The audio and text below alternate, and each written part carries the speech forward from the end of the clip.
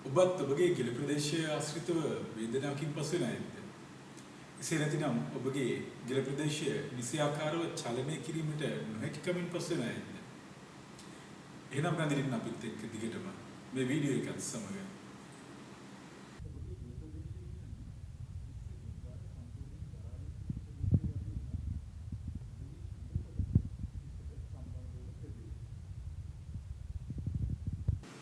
ඒ නිසා ඔබගේ මේ ගෙල ප්‍රදේශයේ ශක්තිමත් භාවය ඉතා වැදගත්.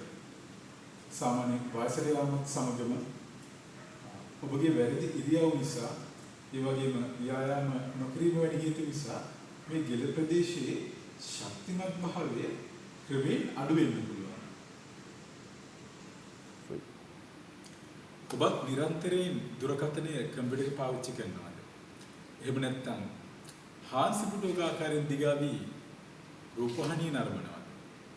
එහෙමත් නැත්නම් long distance drive කරනවාද? නැත්නම් වා නිදාගatti කොට්ට ගොඩක් තියලා බෙල්ල ඉස්සෙන්න නිදාගෙන ඉන්නවාද? එහෙනම් වාටත් අනිවාර්යෙන් ගෙලාශ්‍රිත වේදනාවෙන් පසු වෙනවා විය යුතුයි. මේ සරල ව්‍යායාමයක් කළා ඔබගේ ගෙලාශ්‍රිත වේදනාව සමනය කරගන්නවා වගේම ගෙලාශ්‍රිත මාංශ පේශි ශක්තිමත් කරගන්න. ඔබගේ අත්ල ඔබගේ හිස මත මේ ආකාරයෙන් තබා ඔබගේ ගෙල මත පැත්තට වන්න මෙසේ අදින්න.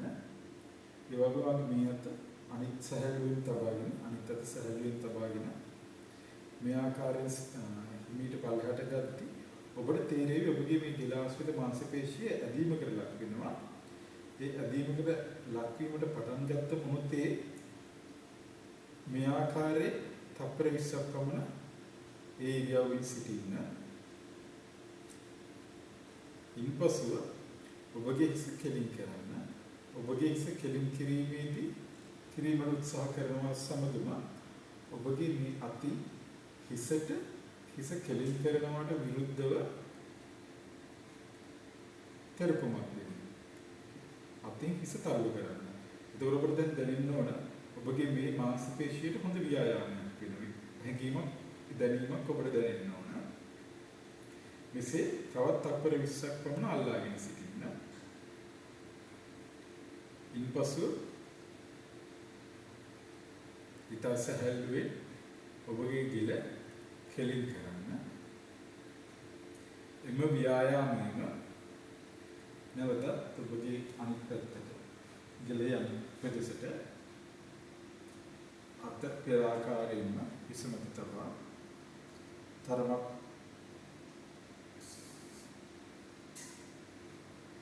අදීමකට වාජනය කරනවා. මේ මාංශ පේශී අදීමකට ලක් වන සමගම මේ මට්ටමින් තප්පර 20ක කාලයක් අල්ලාගෙන සිටිනවා. සැහැල්ලුවෙන් හුස්ම ගන්න, හුස්ම පිට කරන්න. ඊළඟට තප්පර 20ක් පමණ කාලයක් ගිය පසු ගෙල සෙමින් ඉස්සීමට උත්සාහ කරනවත් සමගම ඔබගේ අත්ලේ ඔබගේ හිස ප්‍රදේශයේ පල්ලෙහාට තල්ලු කිරීමට ලක් කරන්න. මේ ආකාරයෙන් නැවත තප්පර 20ක් පමණ අල්ලාගෙන සිටින්න.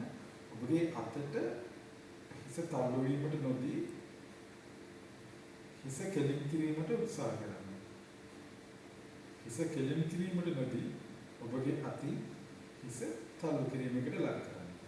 මේ ආකාරයෙන් ක්‍රියා කිරීමේදී ඔබට දැනෙනවා ඔබගේ මේ ගෙල ප්‍රදේශයට මනා ලෙස ව්‍යායාම සිදු වෙනවා.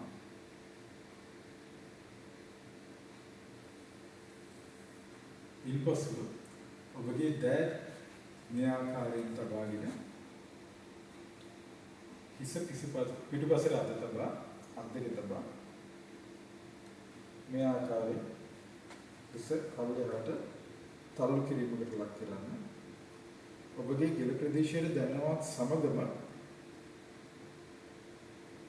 ඒ ආකාරයෙන් තප්පර 20ක් පමණ ගෙල ප්‍රදේශයේ අල්ලාගෙන තබාගෙන සිටින්න. ඉන්පසු නැවතත් පෙර පරිදි ගෙල කෙලින් කිරීමට උත්සාහ කරන්න. ඔබගේ අත් ගැල කෙලින් වීමට නොදී අල්ලාගෙන සිටින්න. නැවත වාරයක් ඔබට දැනෙවි. ඔබගේ මේ ප්‍රදේශය මේ බෙල්ල මේ දෙපැත්ත විසි ආකාරයෙන් ව්‍යායාම වෙනවා.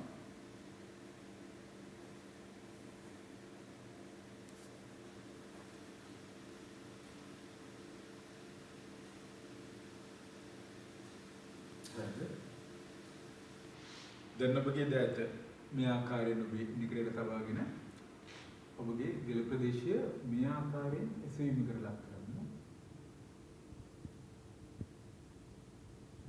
තප්පර 20ක කාලයකින් පසු සෙමින් ඔබගේ දිල ප්‍රදේශය පහළට යොමු කර ඔබගේ දකුණු පසට හරවා ඔබගේ අල්ලෙන් මේ ආකාරයෙන් ඉතාමත් සෙමින් පොඩි තෙරපුමක් ලබා දෙන්න. ඉන්පසු නැවතත් ඉතාමත් සෙමින් වම් පසට මේ ආකාරයෙන් පොඩි තෙරපුමක් ලබා දෙන්න.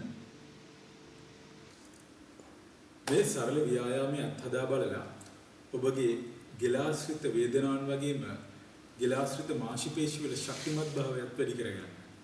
ඒ වගේම මේ වීඩියෝ එක හොඳයි කියලා හිතෙනවා නම් channel එක subscribe කරලා like එකක් දාලා තව කෙනෙක්ට බලන්න අනිවාර්යෙන් share කරන්න.